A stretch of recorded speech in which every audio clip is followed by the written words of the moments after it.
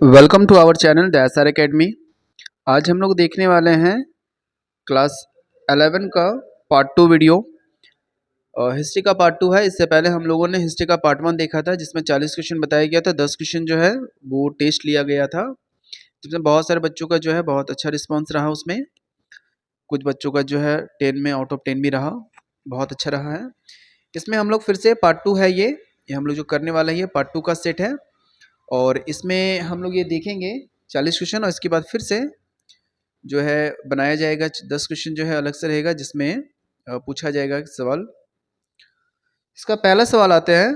इसमें लिखा है पहला सवाल, होमोनिड समूह की विशेषता क्या है। तो जो होमोनिड होती है उसकी क्या क्या विशेषता होती है देखते हैं। पहला ऑप्शन लिखा है मस्तिष्क का बड़ा आकार, दो पैरों पर चलना, हाथ की विशेष आकृति, उपयुक्त सभी। तो ये जो है होमोनिड्स में ये तीनों विशेषताएं पाई जाती है, यानी इसका जो आंसर होगा ऑप्शन नंबर डी होगा। ठीक है, अगले सवाल पे आते हैं।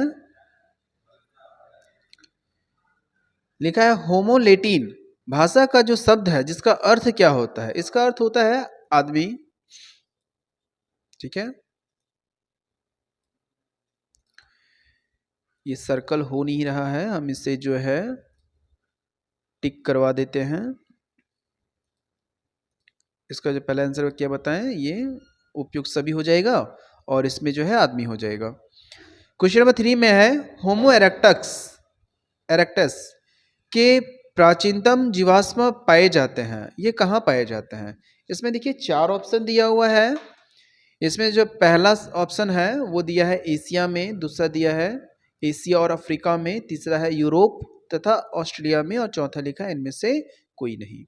तो जो होमो एरेक्टस है उसकी जो प्राचीनतम जीवाश्म पाए गए हैं वो आपका पाया गया है एशिया और अफ्रीका में, यानी ऑप्शन नंबर बी। ठीक है, क्वेश्चन नंबर 4 में आते हैं। 4 में लिखा है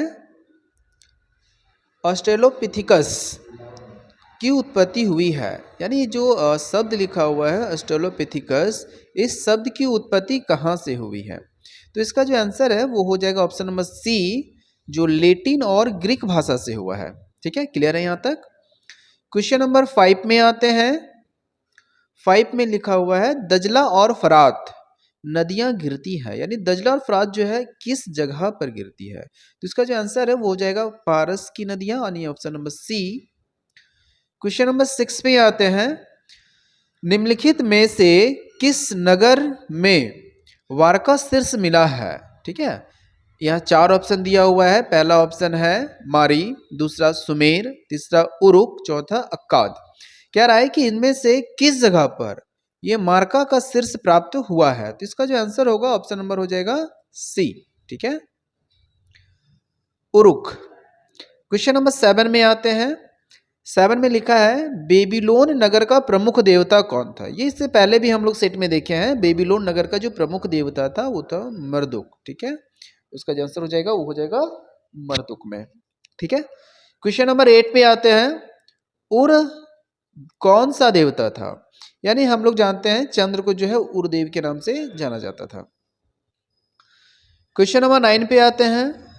9 में लिखा है गॉथ वेड और लंबाई किस मूल के निवासित है। देखिए 4 ऑप्शन है, जर्मन, भारतीय, पूर्व पाषाण काल और थेब्स।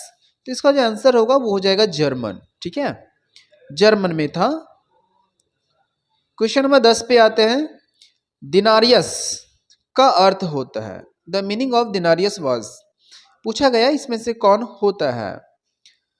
तो पहला ऑप्शन है सोने के सिक्के जिसे गोल्ड कॉइन कहते हैं, दूसरा गणतंत्र रिपब्लिक, तीसरा है चांदी के सिक्के, और चौथा क्या है दास। तो इसमें से जो इसका आंसर होगा वो हो जाएगा 10 का ऑप्शन नंबर सी, यानी चांदी के सिक्के। ठीक है, चलिए क्वेश्चन नंबर 11 में आते हैं। 11 में क्या लिखा हुआ है, एक्वाइट्स का अर्थ क्या है, यानी द मीनिंग ऑफ एक्वाइट्स वाज, क्या मीनिंग होता है। पहला दिया अभिजात वर्ग, दूसरा है अश्वरोही, तीसरा है मध्य वर्ग और चौथा है दास। तो इसका जो आंसर हो जाएगा वो हो जाएगा ऑप्शन नंबर बी, जिसे हम लोग कहते हैं अश्वरोही, हॉर्स राइडर। ठीक है, क्वेश्चन नंबर 12 में आते हैं। 12 में लिखा है रोमन साम्राज्य में कॉलोसियम था। यानी कि रोमन साम्राज्य में कोलोसियम जो है, इस शब्द का क्या मतलब था, यानी कोलोसियम किसे कहा जाता था। ठीक है, तो कोलोसियम जो था उसे एक अखाड़े का नाम था, जो अखाड़े को कहा जाता था, यानी option number C. Question number 13 में आते हैं, अरब कबीले की बहुजाति के लोगों ने किस समाज की स्थापना की थी। जरा ध्यान रखिएगा, कौन सा कबीला है, अरब कबीला है। तो अरब है तो क्या करेगा, अरब साम्राज्य की करेगा। ठीक है, अरब है तो अरब करेगा, अपना अपना सबका, यानी 13 का क्या हो जाएगा, ऑप्शन नंबर डी।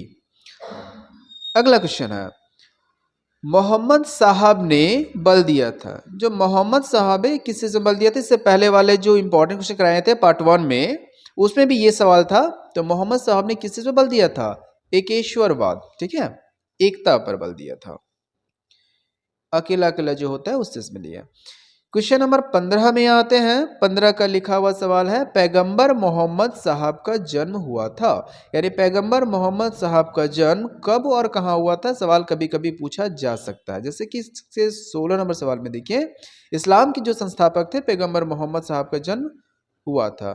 तो कब हुआ था, ये कहाँ हुआ था। क्वेश्चन नंबर 16 में पूछा गया है कि कब हुआ था, क्वेश्चन नंबर 15 में पूछा गया है कहाँ हुआ था। और अगर पूछा जाए पैगंबर मोहम्मद कौन थे, तो ये इस्लाम के संस्थापक थे।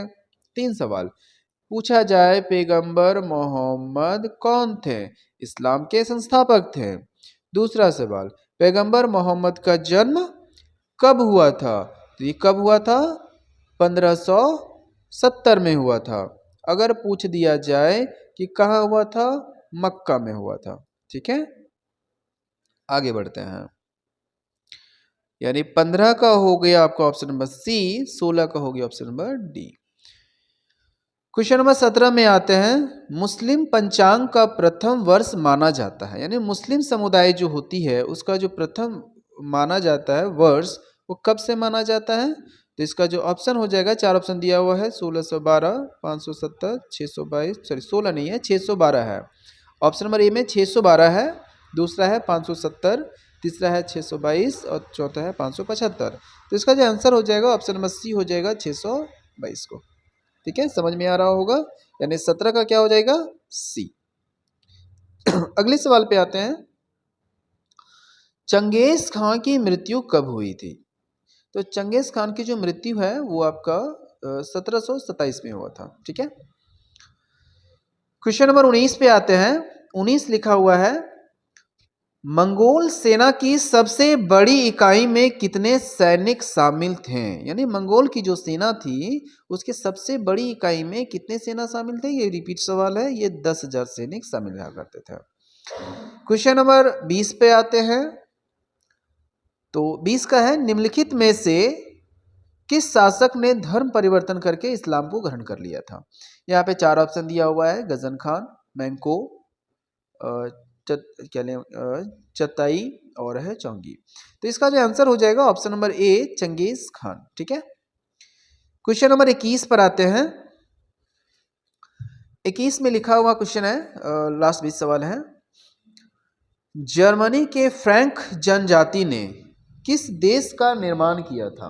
तो जो जर्मनी है उनके जो फ्रैंक जनजाति थे, नाम से समझिएगा, नाम में क्या लिखा हुआ है, फ्रैंक जनजाति है, तो किसका करेगा, तो कैजुअल है, फ्रांस का करेगा। ठीक है, फ्रैंक, फ्रांस, दोनों नाम सिमिलर है, याद करने के लिए आसानी हो सकती है। यानी कि इसका आंसर क्या हो जाएगा, ऑप्शन नंबर सी, यानी कि फ्रांस। तो 21 का हो जाएगा सी। क्वेश्चन नंबर 22 पे आते हैं, पुरुष भिक्षुकों को क्या कहा जाता था। जो पुरुष भिक्षुक हुआ करते थे उन्हें किस नाम से जाना जाता था। 4 ऑप्शन दिया हुआ है, इसमें जो इसका आंसर होगा वो हो जाएगा ऑप्शन नंबर बी, मैंक। ठीक है, मॉन्क है। क्वेश्चन नंबर 23 आते हैं।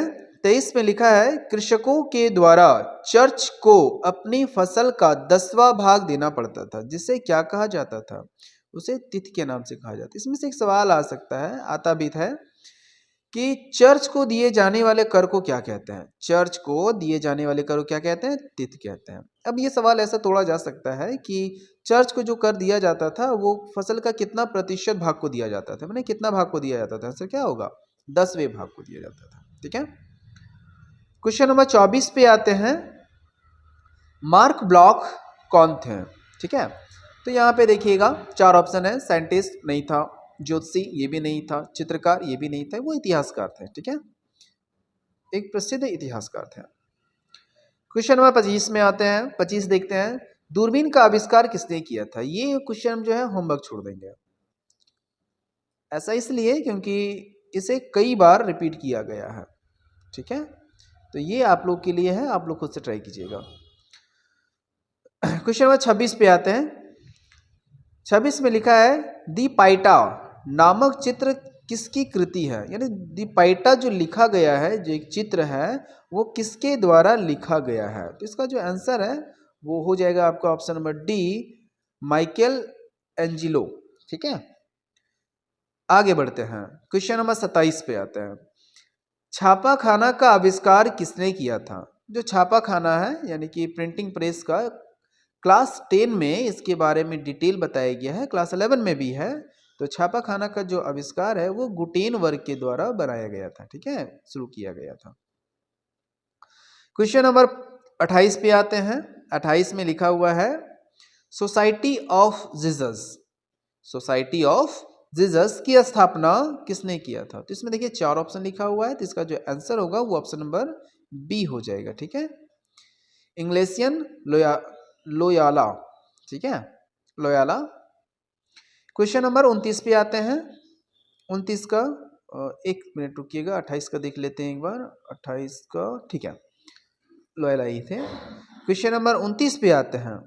29 में लिखा है किस विजेता ने एस्टेक लोगों को पराजित किया था। मानी कौन से विजेता जिन्होंने एस्टेक लोगों को पराजित किया था। ऑप्शन नंबर हो जाएगा 1 कॉर्टस। ठीक है, कॉर्टेस देख लीजिएगा एक बार। लास्ट 10 सवाल है, चलिए देखते हैं, जल्दी से कंप्लीट करते हैं। कोलंबस किस देश का नागरिक था। ठीक है, कोलंबस ने किस देश की खोज किया था। चलिए सवाल ये आता है, कोलंबस ने किस देश की खोज किया था। जैसे कि भारत की खोज वास्को डी गामा ने किया था, तो उससे बताइए कोलंबस ने किस देश की खोज किया था। सवाल ये नहीं है, सवाल ये दिया हुआ है कोलंबस जो है किस देश का नागरिक था। तो यहाँ 4 ऑप्शन है, पहले इसका जवाब देख लेते हैं फिर वो समझते हैं। तो कोलंबस ने किस देश की कौन सा देश का नागरिक था। तो कोलंबस जो थे वो आपका जिनेवा, जो कि इटली में मौजूद है, वहाँ के नागरिक थे। और कोलंबस ने अमेरिका की खोज किया था। ठीक है, ध्यान रहेगा, कोलंबस ने अमेरिका की खोज किया था। ये आपके लिए होमवर्क दे देते हैं, आप ये बताइएगा कमेंट में कि कोलंबस ने अमेरिका की खोज कब किया था। ठीक है, ये होमवर्क है, कमेंट कीजिएगा। क्वेश्चन नंबर 31 पे आते हैं। 31 पे लिखा है पिज़ारो ने इका राज्य को कब जीता था। पिज़ारो ने जो है इका राज्य को कब जीता था, 1532 में। ठीक है, क्वेश्चन नंबर 32 पर आते हैं, यानी 32 नंबर पे आते हैं। 32 का लिखा हुआ सवाल है पुर्तगाल के किस राजा को नाविक राजकुमार कहा जाता है। तो पुर्तगाल के जो है कौन से राजा थे नाविक राजकुमार कहा जाता है। तो इसका आंसर हो जाएगा हेनरी को। ठीक है, हेनरी को कहा जाता है। क्वेश्चन नंबर 33 पर आते हैं। 33 में लिखा हुआ है इंग्लैंड में औद्योगिक क्रांति आरंभ हुई थी। यानी इंग्लैंड में औद्योगिक क्रांति आरंभ हुई थी, इसका रीजन क्या था। इसका रीजन देखिए ऑप्शन नंबर बी है, सर्वप्रथम इंग्लैंड में ही वैज्ञानिक विचारधारा का अविश्वास हुआ था। यानी सबसे पहले साइंटिफिक रीजन वहीं पे स्टार्ट हुआ था, इसलिए वहां से माना जाता है, यह माना कि वहीं से आरंभ हुआ था औद्योगिक क्रांति की शुरुआत। क्वेश्चन नंबर 34 पे आते हैं। 33 का हो गया, 34 पर आते हैं। स्पेनिंग जेनी का आविष्कार किसने किया था। तो आपको मालूम होना चाहिए स्पेनिंग जेनी क्या थी, वह एक सूत काटने की मशीन थी। ठीक है, जिसके आविष्कार कौन किए थे। देखिए इसका जो आविष्कार है वो option number D, James Hargreaves ने किया था। ठीक है, क्वेश्चन नंबर 35 पे आते हैं। फ्लाइंग शटल का आविष्कार किसने किया था।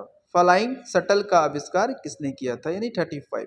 तो इसका जो आंसर है वो जॉन के द्वारा की गई थी, option number D. Question number 36 पे आते हैं। मैड्रन्सफ्रेड नामक भाप का इंजन मॉडल किसने प्रस्तुत किया था।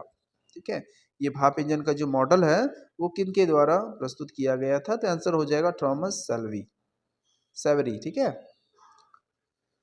क्वेश्चन नंबर 37 पे आते हैं। 37 में लिखा है सर्वप्रथम भाप के इंजन का आविष्कार किसने किया था? तो सर्वप्रथम जो भाप इंजन का आविष्कार है ये सभी को मालूम होना चाहिए, जेम्स वाट ने किया था। क्वेश्चन नंबर 39 पे आते हैं। ऑस्ट्रिया में कौन से यूरोपवासी पहली बार पहुंचे थे? यानी अमेरिका में कौन से ऐसे यूरोपवासी थे जो पहली बार पहुंचे थे? इसका आंसर जो हो जाएगा वो हो जाएगा डच। ठीक है, डच जो थे वो पहुंचे थे। क्वेश्चन नंबर 39 पर आते हैं। ये 39 40 नंबर है नहीं, 39 ही है। ऑस्ट्रिया के मूल निवासी कौन थे? यानी कि देखिए क्वेश्चन दिया है ऑस्ट्रिया के जो मूल निवासी थे वो कौन थे? तो इसका जो आंसर है वो हो जाएगा आपका ऑप्शन नंबर 1 मावरियो। ठीक है, तो 40 क्वेश्चन इसमें नहीं है, 39 से या 39 सवाल है। उम्मीद है ये सारा सवाल समझ में आया होगा। ये क्लास 11 के लिए है और ये बिहार और झारखंड के लिए काफ़ी ज़्यादा इम्पोर्टेंट है, तो इसे ज़रूर कर लें। इसमें कुछ ऐसे सवाल थे जो कि कंपटीशन एग्जाम के लिए भी पूछा जाता है। तो ये कुल मिलाकर 39 क्वेश्चन हुआ है और इस वीडियो के लिंक में, इस वीडियो के डिस्क्रिप्शन में एक लिंक है जहाँ से आप टेस्ट दे सकते हैं और टेस्ट देने के बाद आप उसका स्क्रीनशॉट कमेंट में कर दीजिएगा ताकि मुझे यह जानकारी मिलती रहे कि कितने बच्चे जो हैं वो एग्ज़ाम दे रहे हैं। इसका पार्ट 3 वीडियो जो है वो जल्द ही यूट्यूब के इस चैनल पर आपको दे दिया जाएगा, तो चैनल के साथ बने हुए रहें। धन्यवाद।